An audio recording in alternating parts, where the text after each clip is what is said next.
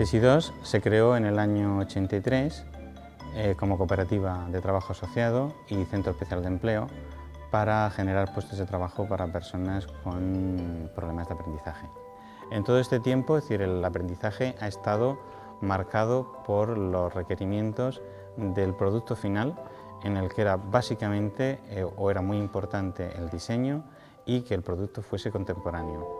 El disseny sempre ha estat present a Teixidós des dels inicis, però és veritat que des de fa 3 anys que hi ha hagut un canvi estratègic i on el disseny ha sigut una de les eines importants que hem volgut potenciar. És el que ens ha fet possible arribar al nínxol de mercat que nosaltres volíem assolir.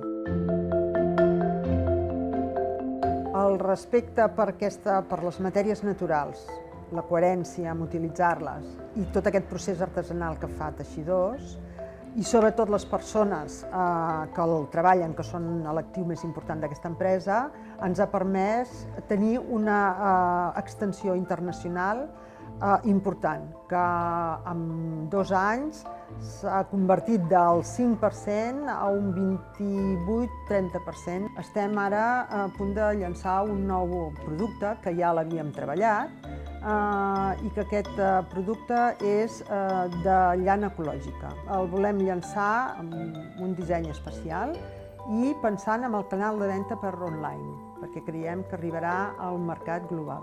No és fruit d'una moda i d'una tendència, sinó que és fruit d'una coherència d'empresa.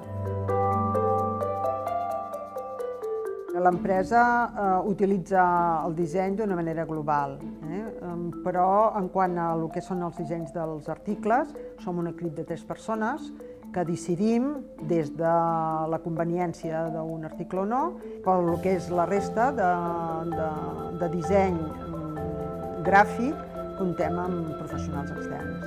Hem volgut fer una aposta de comunicació, per tant hem fet etiquetatge nou, catàlegs nous, hem fet un catàleg on expliquem tots aquests valors, la botiga. Nosaltres ens serveix de laboratori una mica de com apropar els nostres productes al consumidor final. És un públic que es mou per concepte de vida, que es mou per acceptar o per valorar moltíssim el que és la qualitat del producte.